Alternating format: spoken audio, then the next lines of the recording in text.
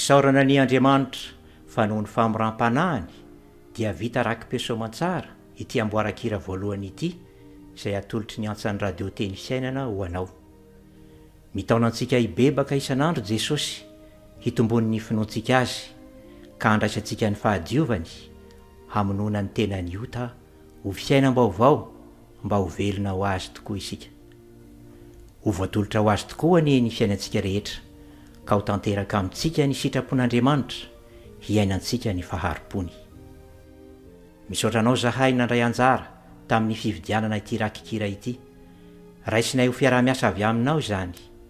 Jesosy any ampahery ny fanahinao sy ny fonao amin'ny fanatonanao azy ka ataony anisan'ny fitaovana natanterahana izany ny fiainonao ireto tononkira-panahy ireto izay voalahatra ho anao. Dia mihaino finaritra ary tompoko.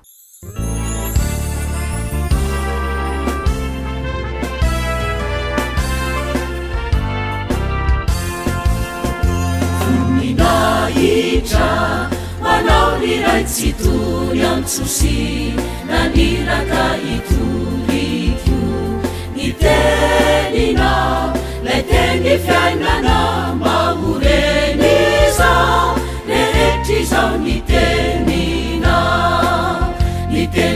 no teny fiainano anay